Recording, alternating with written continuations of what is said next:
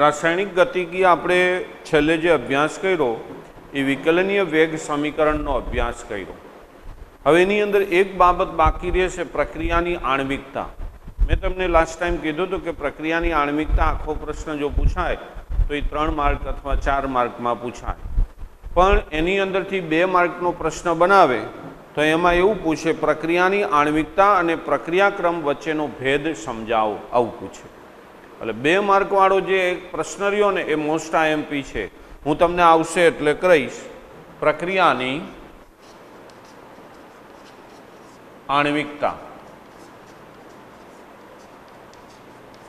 પ્રક્રિયાને સમજવા માટેનો આ બીજો પર્યાય આણ્વિકતા. જે આણ્વિકતા છે એ રાસાયણિક પ્રક્રિયાની ક્રિયાવિધિને સમજવામાં મદદરૂપ થાય. રાસાયણિક પ્રક્રિયા જે આગળ વધે છે તો એની ક્રિયાવિધિ કેવી હોય, કઈ રીતે એ પ્રક્રિયા કરતી હશે, એને સમજવામાં આણ્વિકતા જરૂરી છે.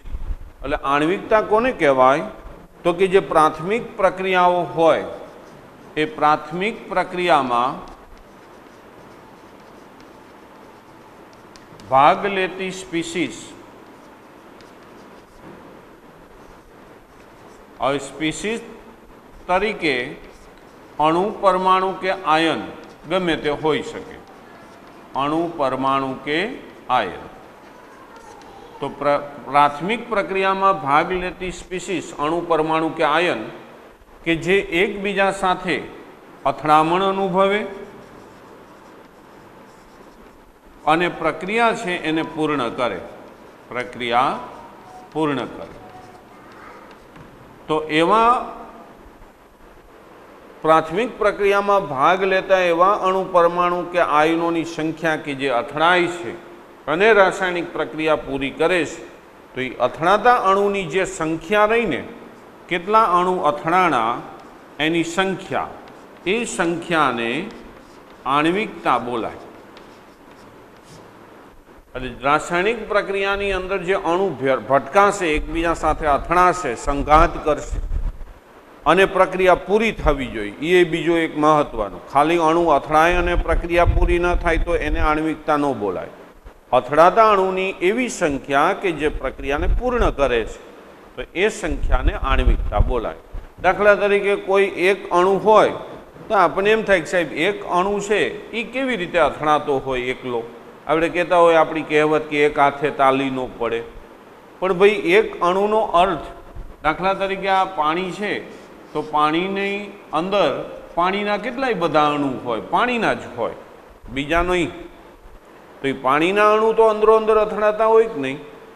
તો એક અણુ જ્યારે અથડાય, એક જ અણુ, તો એવી જે પ્રક્રિયા છે એને એક આણ્વિક પ્રક્રિયા કહેવાય. દાખલા તરીકે ammonium nitrite NH4NO2, ammonium nitrite, આનું તમે વિઘટન કરો, ગરમી આપો અને વિઘટન કરો એટલે આ એક જ અણુ અંદરો અંદર અથડાય અને એમાંથી નાઇટ્રોજન અને પાણી છૂટું પડે. તો આવી જે પ્રક્રિયા થઈ એને એક આણ્વિક પ્રક્રિયા કહેવાય. જો પ્રાથમિક પ્રક્રિયામાં 2 અણુ એકબીજા સાથે અથડાતા હોય તો એને દ્વિઆણ્વિક પ્રક્રિયા બોલાય. તો દ્વિઆણ્વિક પ્રક્રિયામાં 2 અણુ, દાખલા તરીકે HI છે, HIના 2 અણુ એકબીજા સાથે અથડાય અને જો એ પ્રક્રિયા પૂર્ણ કરે તો એને દ્વિઆણ્વિક પ્રક્રિયા બોલાય. એ H2 અને I2 બનાવે અથડાઈને, 2 HIના અણુ અથડાય અને H2 અને I2 બનાવે, તો આવી જે પ્રક્રિયા છે એને દ્વિઆણ્વિક બોલાય. એમ જો 3 અણુ અથડાતા હોય તો એને ત્રિઆણ્વિક પ્રક્રિયા આપણે બોલશું.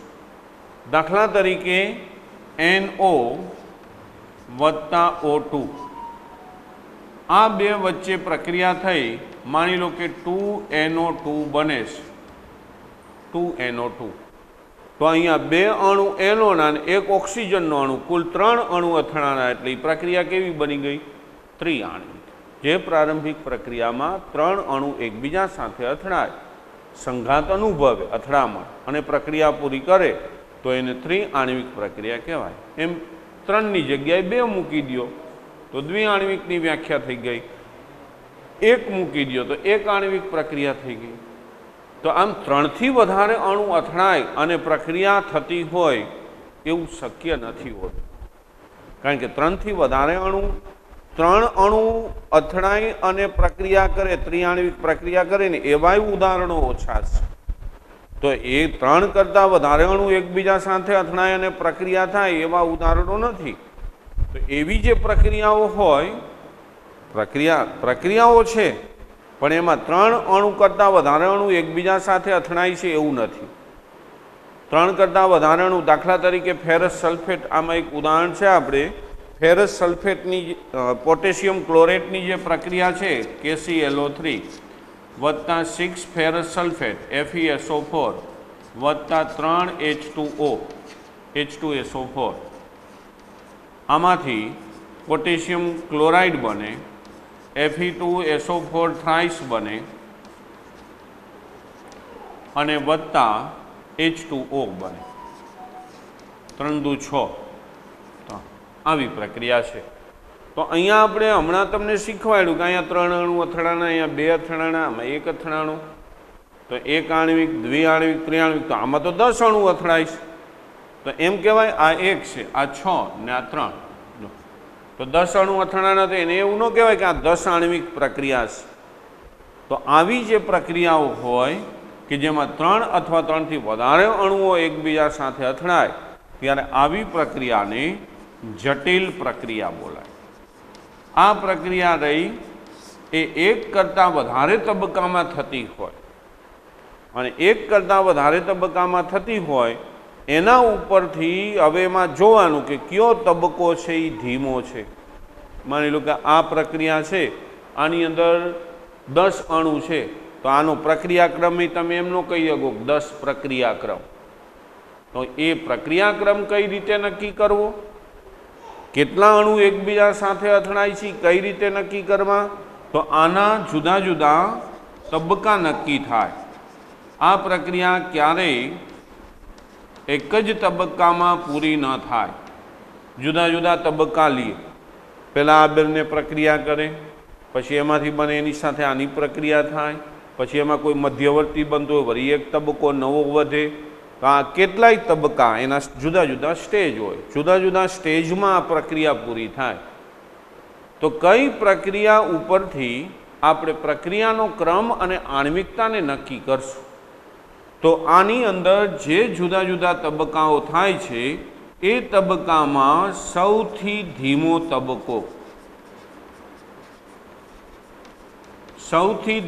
તબક્કો જે હોય એ રાસાયણિક પ્રક્રિયાનો પ્રક્રિયાક્રમ નક્કી કરશે. એ તબક્કા ઉપરથી આપણે આણ્વિકતા નક્કી કરશું. અને આ જે સૌથી ધીમો તબક્કો હોય, આ દાખલા તરીકે 3 તબક્કામાં થઈ તો એ ત્રણેયમાં ધીમો કયો, એ ધીમો તબક્કા ઉપરથી આ વસ્તુ નક્કી થાય. અને એ તબક્કો છે એ રાસાયણિક પ્રક્રિયાનો વેગ નક્કી કરે. એટલે સૌથી ધીમા તબક્કાને રાસાયણિક પ્રક્રિયાનો વેગ નિર્ણાયક તબક્કો કીધો છે. સૌથી જે ધીમો તબક્કો હોય ને એને રાસાયણિક પ્રક્રિયાનો વેગ નિર્ણાયક તબક્કો કહેવાય. એના ઉપરથી જ પ્રક્રિયાનો ક્રમ નક્કી થશે. દાખલા તરીકે જુદા જુદા તબક્કામાં પ્રક્રિયા થતી હોય એવું એક આપણે ઉદાહરણ લઈએ હાઇડ્રોજન પેરોક્સાઇડનું. આલ્કલાઇન માધ્યમમાં આયોડાઇડ ઉદ્દીપકની હાજરીમાં એની પ્રક્રિયા કરાવો હાઇડ્રોજન પેરોક્સાઇડની, તો એમાંથી પાણી અને ઓક્સિજન બને. જો દાખલા તરીકે H2O2, તમે આયોડાઇડ I- ઉદ્દીપક, આલ્કલાઇન માધ્યમ, આની હાજરીમાં પ્રક્રિયા થાય એટલે એમાંથી H2O અને O2 બને. હવે આ પ્રક્રિયાને તમે જો તો તમને દ્વિઆણ્વિક પ્રક્રિયા છે આમ દેખાય. 2 અણુ એકબીજા સાથે અથડાય છે, દ્વિઆણ્વિક પ્રક્રિયા થઈ. તો આ પ્રક્રિયાનો મારે ક્રમ નક્કી કરવો છે. તો આ પ્રક્રિયા 1 તબક્કામાં નથી થતી, 1 કરતાં વધારે તબક્કામાં થાય છે, 2 તબક્કામાં થાય છે. તો એ 2 તબક્કામાં નક્કી કરવાનું કે સૌથી ધીમો તબક્કો કયો છે. અને એ જે સૌથી ધીમો તબક્કો હોય એ આપણી રાસાયણિક પ્રક્રિયાનો વેગ નિર્ણાયક તબક્કો બને. જો અત્યારે મારે આ પ્રક્રિયાનો વેગ લખવો હોય તો હું આમ લખું, વેગ બરાબર -d H2O2 છેદમાં dt is equal to k H2O2 I minus. આ રાસાયણિક પ્રક્રિયાનો વેગ લખવા માટેનું આપણું સૂત્ર.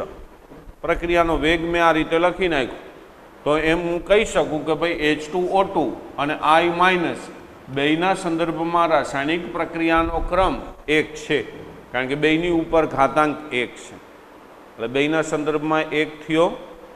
હવે આ પ્રક્રિયા માટે મારે રાસાયણિક પ્રક્રિયાનો ક્રમ નક્કી કરવો છે અને રાસાયણિક પ્રક્રિયાનો વેગ નક્કી કરવો છે. તો વેગ કઈ રીતે નક્કી થશે?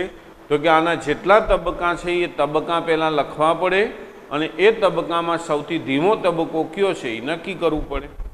તો અહીંયા હું H2O2 છે એની પહેલાં I માઇનસ સાથે પ્રક્રિયા કરાવું તો આ તબક્કો પહેલો, તો એમાં H2O બને અને IO માઇનસ બને. આ ઓક્સિજન એક અહીંયા વહી જાય.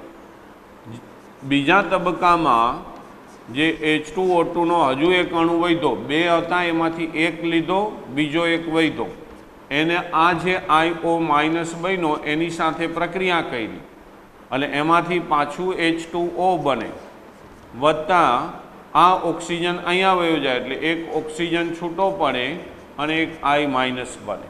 આ રીતે બીજો તબક્કો થાય. આ બંને તબક્કામાં પ્રથમ તબક્કો ધીમો છે અને બીજો તબક્કો ઝડપી છે.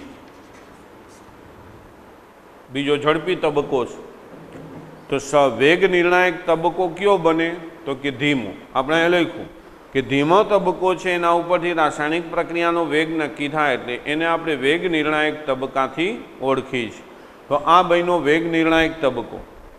બીજી પ્રક્રિયામાં આ જે IO માઇનસ બને છે આને મધ્યવર્તી બોલાય. આની ચર્ચા આપણે આગળ કરશું. તો એ જે મધ્યવર્તી છે એ પ્રક્રિયા દરમિયાન બને છે પણ સંપૂર્ણ પ્રક્રિયા પછી એ દેખાતો નથી. જો આની સંપૂર્ણ પ્રક્રિયા હું લખું તો I માઇનસ સાથે I માઇનસ, IO માઇનસ સાથે IO માઇનસ ગયા, H2 વત્તા H2, તો આ થઈ ગયા 2 H2O2 અને અહીંયા H2 વત્તા H2 એટલે 2 H2O થઈ ગયા અને ઓક્સિજન આ ઓક્સિજન થઈ ગયું. તો સંપૂર્ણ પ્રક્રિયામાં IO માઇનસ જોવા મળતો નથી. તો જે ધીમો તબક્કો છે એ ધીમા તબક્કા ઉપરથી રાસાયણિક પ્રક્રિયાનો વેગ નક્કી થાય.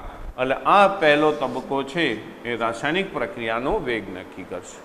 અમુક રમત એવી હોય કે જે હરીફાઈની અંદર કોઈ ધીમું રમે અને એ ટીમ જીતી જાય તો એ ધીમો રમવાવાળો રહ્યો એ નિર્ણાયક બન્યો જીત માટે.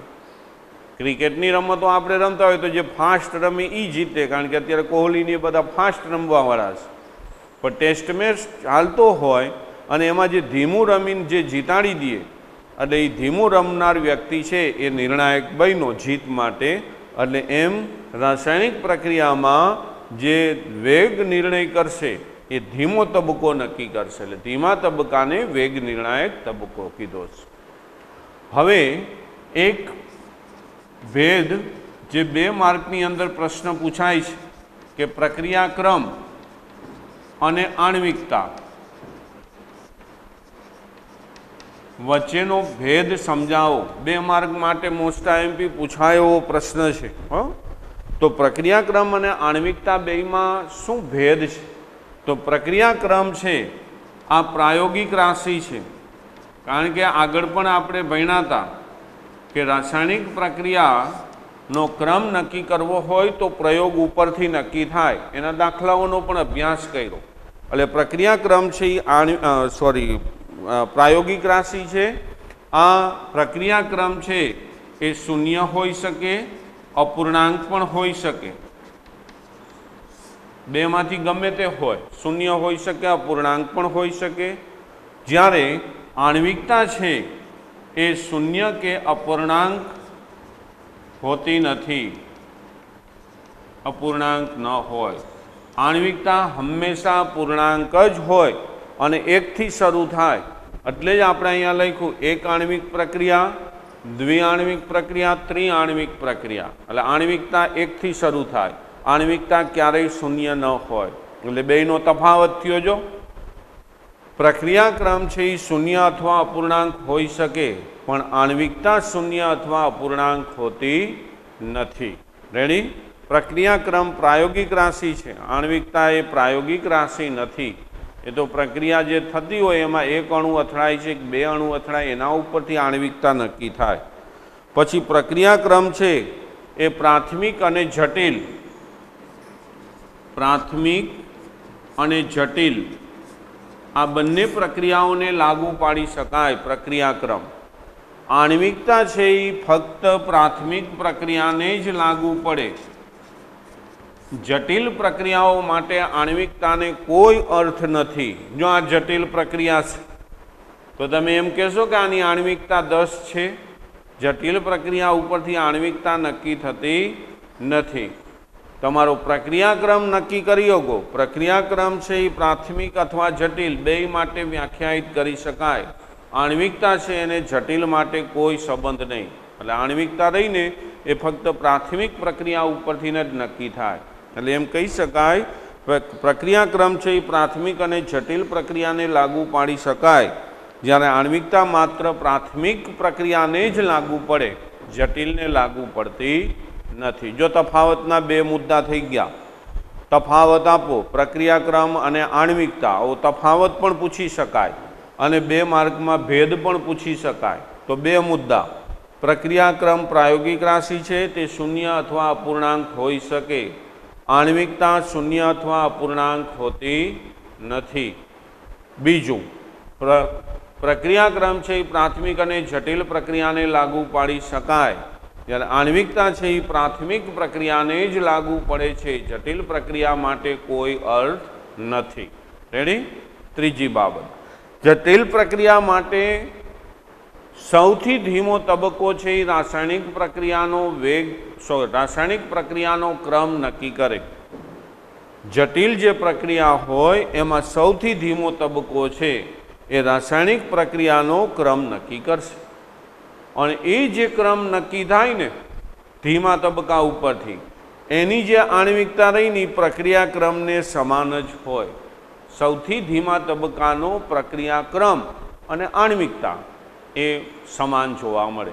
એટલે એને એવું કહે પ્રાથમિક જે પ્રક્રિયાઓ હોય ને એની આણ્વિકતા અને પ્રક્રિયાક્રમ આ એકબીજા સાથે એકંદરે સમાન હોય, નજીક હોય.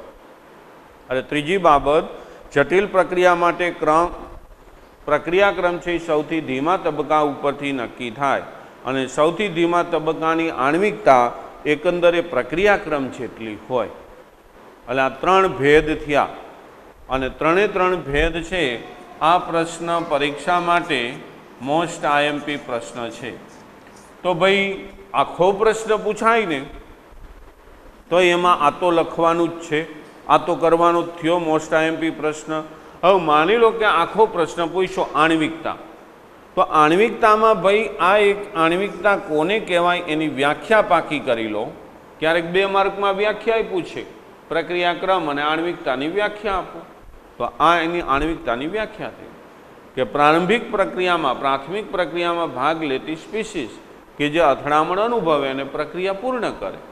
તો એવી જે અથડામણ પામતા સ્પીસીસની સંખ્યા છે એને શું બોલાય? આણ્વિકતા. હવે એક જ અણુ અથડાતો હોય તો એક આણ્વિક પ્રક્રિયા, 2 અણુ અથડાતા હોય તો દ્વિઆણ્વિક પ્રક્રિયા, 3 અણુ અથડાતા હોય ત્રિઆણ્વિક પ્રક્રિયા. 3 થી વધારે અણુ અથડાય એવી પ્રક્રિયાઓ શક્ય નથી. આ 10 અણુ અથડાય છે તો આને 10 આણ્વિક પ્રક્રિયા કે પ્રક્રિયાક્રમ 10 ન કહેવાય. તો આ જટિલ પ્રક્રિયા થઈ. તો જટિલ પ્રક્રિયા છે એનો પ્રક્રિયાક્રમ અને આણ્વિકતા કઈ રીતે નક્કી કરવી? તો કે જટિલ પ્રક્રિયા છે જે જુદા જુદા તબક્કામાં થાય એમાં સૌથી ધીમો તબક્કો છે એ રાસાયણિક પ્રક્રિયાનો ક્રમ અને આણ્વિકતા નક્કી કરે. તો એ સૌથી ધીમા તબક્કાને વેગ નિર્ણાયક તબક્કો કહેવાય. અને એક હાઇડ્રોજન પેરોક્સાઇડનું ઉદાહરણ આપી દેવાનું જટિલ પ્રક્રિયામાં 2 તબક્કામાં, અને એની સમજૂતી થોડીક, બસ બાકી એનો ભેદ. 4 માર્કમાં પૂછે તોય આવડે એવો પ્રશ્ન છે.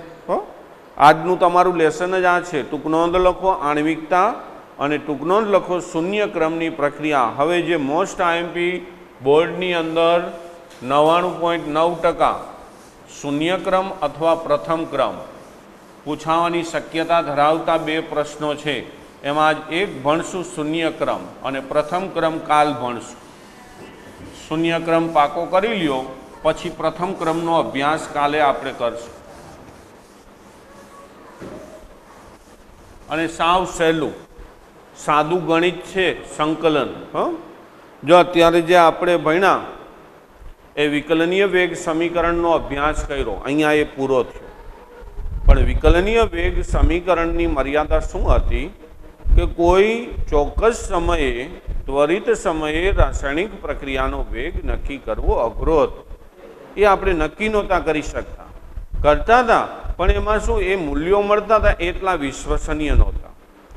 એટલે જે પ્રક્રિયાઓ છે હવે પેલી વિકલિત વેગ સમીકરણની જે પ્રક્રિયાઓ છે એનું સંકલન કરવાનું અને સંકલન કરીને જે આપણને હવે નવા જે સમીકરણો મળે એના ઉપરથી રાસાયણિક પ્રક્રિયાનો વેગ, રાસાયણિક પ્રક્રિયાનો ક્રમ સરળતાથી આપણે કહી શકશું. એટલે રાસાયણિક પ્રક્રિયાનો ક્રમ હવે કેવું હોય ને તો સંકલિત વેગ સમીકરણ ઉપરથી કહેવાય. અને આ જે સંકલિત વેગ સમીકરણ છે એમાં આપણી ટેક્સ્ટબુકની અંદર બે છે. જુદી જુદી સાંદ્રતાએ આપણે સંકલિત વેગ સમીકરણના સમીકરણો તારવશું. પહેલામાં વિકલિત વેગ સમીકરણમાં આ અઘરું હતું, પ્રક્રિયાનો વેગ કેવું. કારણ કે એમાં શું કરવાનું, સાંદ્રતા વિરુદ્ધ સમયનો આલેખ દોરવાનો, આલેખનો સ્પર્શક લેવાનો, પછી એના ત્વરિત સમયે રાસાયણિક પ્રક્રિયાનો વેગ કહેવાનો. પણ એ અઘરું હતું. હવે એ સરળ થઈ ગયું. એટલે આપણી ટેક્સ્ટબુકની અંદર સંકલિત વેગ સમીકરણમાં બે છે, એક શૂન્ય ક્રમની પ્રક્રિયા અને પ્રથમ ક્રમની. અને સાવ સહેલું, તમે એકવાર અહીંયા ધ્યાન રાખશો ને, માઇન્ડને કોન્સન્ટ્રેટ કરી દો, શૂન્ય ક્રમની પ્રક્રિયા પ્રશ્ન પૂરો થાય એટલે તમે લખી શકો. અને બોર્ડમાં પૂછાય એટલે 3 થી 4 ગુણની અંદર પૂછાય છે અને તમને તરત જ આવડી જાય, ફૂલ સ્પીડમાં લખી શકો. આ શૂન્ય ક્રમની પ્રક્રિયા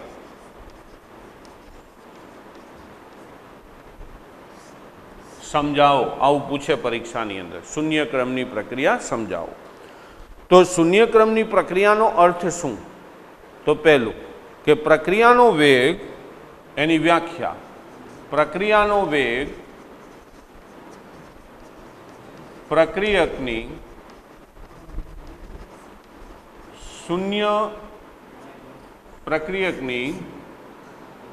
શૂન્ય ઘાતાંક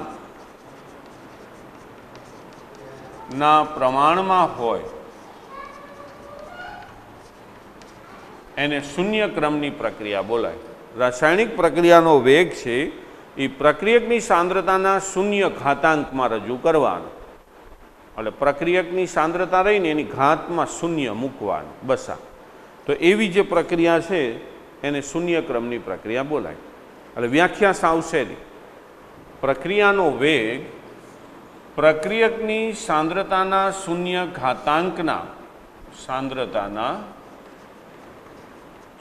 ઘાતાંકના સમપ્રમાણમાં હોય.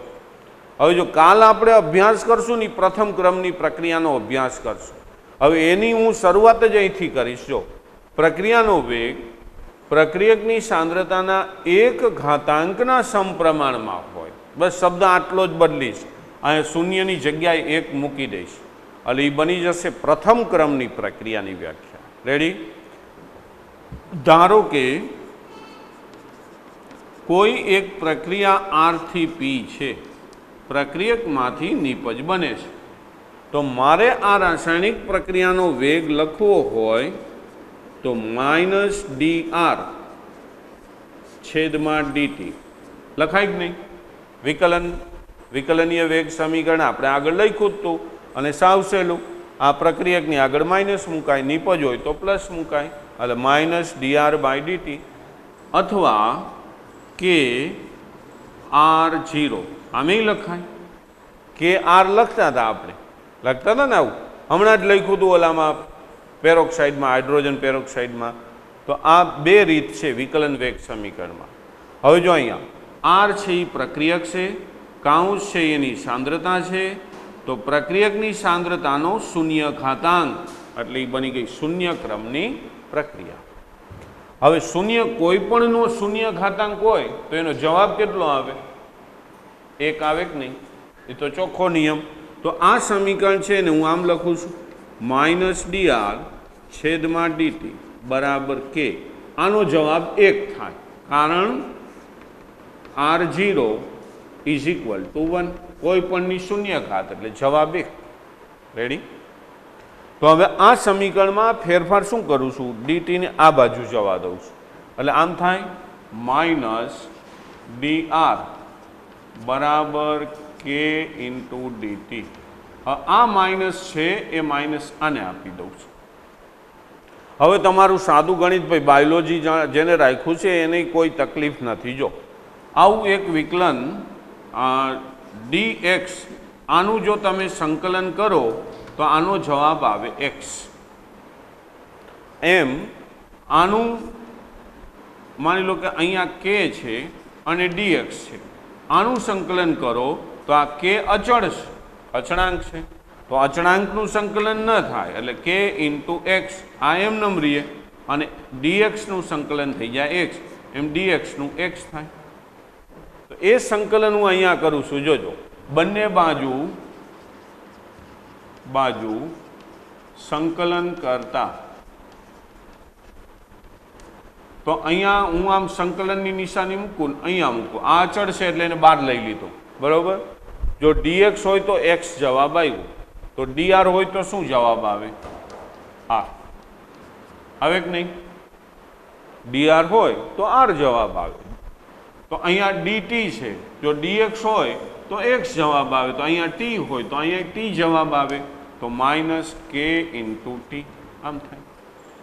અને સંકલન કર્યું છે એટલે +i, c પણ લખાય, i પણ લખાય. ગણિતમાં c લખે છે, આપણે i લખ્યો. જ્યાં i છે એ સંકલન અચળાંક છે. ભાઈ આ સંકલન સમજાણું આના ઉપરથી? આ જ મહત્વનું છે, બાકી કંઈ નથી હવે આ પ્રશ્નમાં.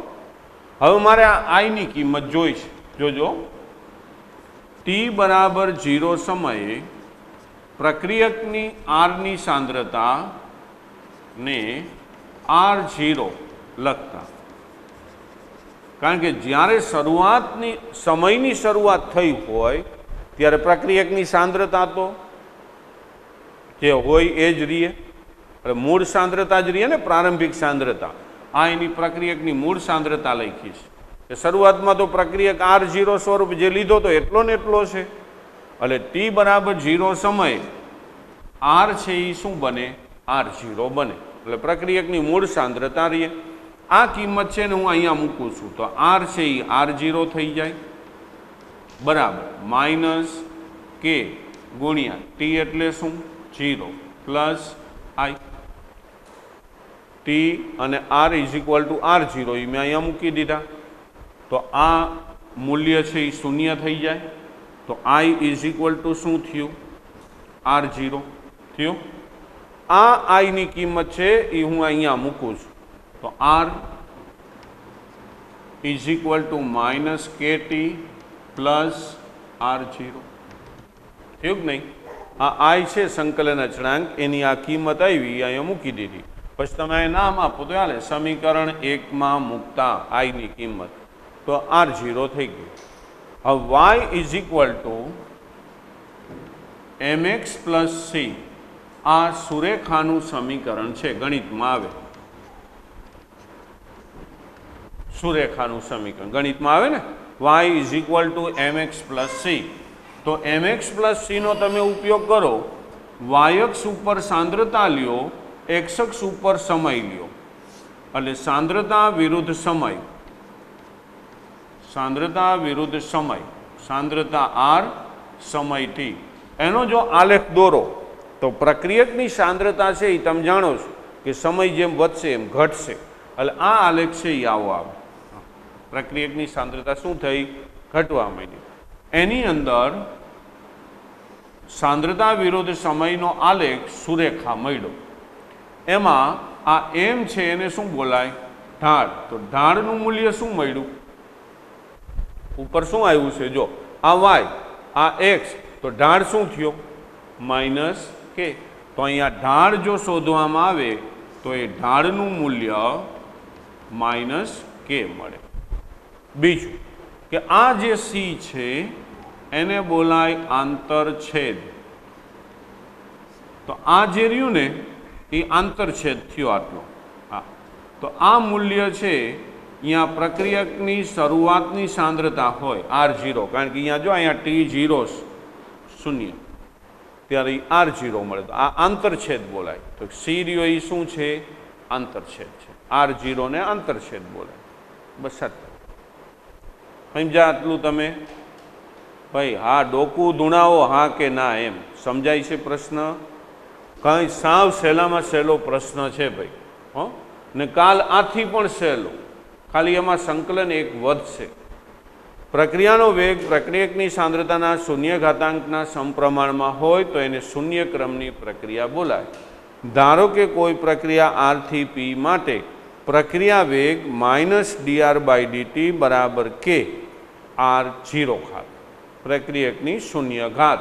આનો જવાબ 1 આવે એટલે આર યુની મેં લખ્યું છે, આ ડીટી અહીંયા ગુણાકાર કર્યો એટલે આથી આ જે ઋણ સંજ્ઞા આ બાજુ હતી અને આ બાજુ દઈ દીધી એટલે અહીંયા દઈ દીધી, બે બાજુ અહીંયા સંકલન કર્યું, સંકલન કરો એટલે આનો જવાબ આવે આર, ડી નીકળી જાય, આનો જવાબ આવે ટી, આ કે એમનો પ્લસ સંકલન કર્યું એટલે પ્લસ આઈ મૂકવાનું, જેને સંકલન અચળાંક બોલાય। તો સંકલન અચળાંકનું મૂલ્ય ટી બરાબર 0 સમયે આરને પ્રારંભિક સાંદ્રતા R0 થી લખાય। તો R0 આ આર છે એને મેં લખ્યો R0, ટીને મૂકી દીધો 0, આઈને એમનેમ રાખ્યો તો આઈ બરાબર R0 થયું, આઈની કિંમત સમીકરણ 1 માં મૂકી એટલે આ થયું। આ સમીકરણને y mx + c સુરેખાના સમીકરણ સાથે સરખાવતા y અક્ષ ઉપર સાંદ્રતા લીધી, x અક્ષ ઉપર સમય લીધો એટલે સાંદ્રતા વિરુદ્ધ સમયનો આલેખ એક સુરેખા મળ્યો। આ સુરેખાના ઢાળનું મૂલ્ય -k મળે, આ ઢાળ અને એનો આંતરછેદ R0 મળે છે। બોલો આવડી જાય? પછી આ પ્રશ્ન લખીને પાકો કરો ને એટલે આવો ને આવો બોર્ડમાં તમે છાપી શકો। હો આગળ થોડુંક વધીએ એમાં। તો હવે જે સમીકરણ છે એ શૂન્ય ક્રમની પ્રક્રિયાનું સમીકરણ છે। હવે જોજો આ સમીકરણની અંદર હું થોડોક ફેરફાર કરું છું, આ -kt છે એને આ બાજુ લઈ આવું, આર ને આ બાજુ લઈ આવું તો -kt છે એ પ્લસ થઈ ગયા, આ બાજુ આવ્યો, આર આ બાજુ ગયો એટલે માઇનસ થયો, તો મૂળ સાંદ્રતા -r, તો k R0 - r છેદમાં ટી, આમ થાય। આ ટી ને હું અહીંયા લઈ ગયો તો છેદમાં જાય કે નહીં? તો આ સમીકરણનો ઉપયોગ દાખલાઓની ગણતરીમાં આપણે કરશું। એમાં R0 જે લખું છું હું, આ R0 રહીને એ મૂળ સાંદ્રતા છે શરૂઆતની, અને ટી સમયે આ સાંદ્રતા સૂચવે, ટી સમયે સાંદ્રતા। દાખલા તરીકે 25 મિનિટ અહીંયા લખો તો 25 મિનિટે સાંદ્રતા કેટલી વધી એ લખવા રેડી। પછી અહીંયા આ પ્રશ્ન પૂરો થઈ જાય છે। શૂન્ય ક્રમ પૂછે કે શૂન્ય ક્રમની પ્રક્રિયાનું સમીકરણ તારવો એટલે અહીંયા તમારે પૂરું કરી દેવાનું। હો પછી આમ પૂછે શૂન્ય ક્રમની પ્રક્રિયા થતી હોય તેવા ઉદાહરણો કોઈ એક ઉદાહરણથી સમજાવો, આવું પૂછ્યું તો એના માટે ઉદાહરણ 2 છે, એમાંથી એક તમારે આપવાનું। શૂન્ય ક્રમની પ્રક્રિયાઓ ક્યાં થશે? તો કે ખૂબ ઊંચા દબાણે જ્યારે રાસાયણિક પ્રક્રિયાઓ થાય, કોઈ ધાતુ હોય, ઉત્સેચક ઉદ્દીપનની જે પ્રક્રિયા છે કે જે ધાતુની સપાટી ઉપર થાય છે એ પ્રક્રિયાઓ શૂન્ય ક્રમની પ્રક્રિયાઓ છે, ઉત્સેચક ઉદ્દીપનની। દાખલા તરીકે આ એક પાત્ર છે ભાઈ, જોજો આ પાત્રની અંદર એમોનિયા છે, એમોનિયા વાયુ. મારે આનું વિઘટન કરવું છે. વિઘટન કરી એમાંથી N2 અને H2 બનાવો છે. 1150 કેલ્વિન જેટલું તાપમાન જોઈ આયર્ન પ્લેટિનમ ઉદ્દીપક વાપરું છું. આની અંદર પ્લેટિનમ છે, આ પ્લેટિનમ ઉદ્દીપક તરીકે રાખ્યું. ઉત્સેચક ઉદ્દીપન પ્રક્રિયાને આપણે કહીશું. જૂજ પ્રક્રિયાઓ જ શૂન્ય ક્રમની છે, બહુ વધારે નથી. મોટાભાગની પ્રક્રિયાઓ રહીને એ અલગ પ્રથમ ક્રમ દ્વિતીય ક્રમમાં જોવા મળે છે. શૂન્ય ક્રમમાં જૂજ, એમાં આપણી ટેક્સ્ટબુકમાં 2 આપી છે, એ 2ની આપણે ચર્ચા કરી છે. પ્લેટિનમની સપાટી ઉપર એમોનિયા છે, એને તમે દબાણ ઊંચું રાખશો ને, એટલે આ પ્લેટિનમ હોય તો આની સપાટી ઉપર એમોનિયા વાયુ ચોંટી જાય. એમોનિયા વાયુ અહીંયા બેસે એટલે રાસાયણિક પ્રક્રિયા થાય. આ ઉદ્દીપકની જે ક્રિયા છે એ કેવી હોય, ઉદ્દીપક કઈ રીતે રાસાયણિક પ્રક્રિયાનો વેગ વધારે, એ આપણે આ પાઠમાં થોડોક અભ્યાસ કરશું અને થોડોક અભ્યાસ આના પછીના પાઠમાં કરશું, પૃષ્ઠ રસાયણશાસ્ત્ર. અને થોડોક અભ્યાસ તમને પ્રોટીનની અંદર કરાવશે સાહેબ, જૈવિક અણુ પાઠમાં. તો આ પ્લેટિનમ હોય, આના ઉપર એમોનિયા વાયુ છે એ અધિશોષિત થાય, રાસાયણિક પ્રક્રિયા કરે, ગરમ થાય, તાપમાન વધારે એટલે શું થાય કે એમાંથી નાઇટ્રોજન અને હાઇડ્રોજન વાયુ છૂટા પડે. હવે જોજો, ઊંચા દબાણે જ્યારે પ્રક્રિયા થાય ત્યારે આના ઉપર દબાણ વધારો ને એટલે એમોનિયા આના ઉપર બધે ચોંટી ગયો હોય, પ્લેટિનમની સપાટી ઉપર. હવે જગ્યા નથી તો વધારે એમોનિયા અહીંયા જશે. ઘરમાં 5 મહેમાન આવ્યા ને 5 ખુરશી હતી તો 5માં બેસી ગયા. છઠ્ઠા મહેમાનને ઊભા રહેવું પડે કારણ કે 5 ખુરશી પૂરી થઈ ગઈ. તો એમ પ્લેટિનમની સપાટી જેટલી હતી બધી એમોનિયાથી ઢંકાઈ ગઈ. તો હવે વધારાનો એમોનિયા તમે ગમે તેટલું દબાણ વધારશો બેસવાની જગ્યા છે નહીં. હા, એ એમોનિયા નાઇટ્રોજન હાઇડ્રોજન વાયુ બનાવી દે છૂટો પડીને વયો જાય તો જગ્યા થાય. એમ એક મહેમાન ઊભા થઈને વયા જાય તો ઓલો છઠ્ઠો રહ્યો એ બેસી શકે.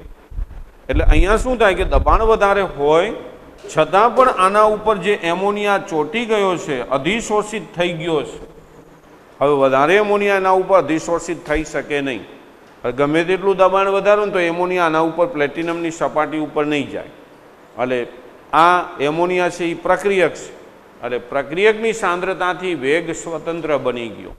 એટલે જ આપણે કહીએ છીએ કે રાસાયણિક પ્રક્રિયાનો વેગ છે એ પ્રક્રિયકની સાંદ્રતાનો શૂન્ય ઘાતાંક. શૂન્ય ઘાતાંક એટલે શું? તો કે આ તો નીકળી જાય છે, અહીંયા ખાલી કે જ વધે છે. એટલે પ્રક્રિયકની સાંદ્રતાથી સ્વતંત્ર છે. જો આ વસ્તુ અહીંયા નથી આવી, એટલે પ્રક્રિયકની સાંદ્રતાથી સ્વતંત્ર થઈ જાય એટલે આપણે એને શૂન્ય ક્રમની પ્રક્રિયા કહી છે. આ એક એમોનિયાનું ઉદાહરણ. પછી ગોલ્ડ, સોનાની સપાટી ઉપર જ્યારે HIનું વિઘટન થાય તો એ શૂન્ય ક્રમની પ્રક્રિયા છે. આ 2 ઉદાહરણો શૂન્ય ક્રમની પ્રક્રિયાના છે. આ બંને પ્રશ્નો છે એની તમારે સારી રીતે તૈયારી કરી લેવાની છે. એટલે આ બંને પ્રશ્નો હોમવર્ક આજ પછી થઈ જવા જોઈએ.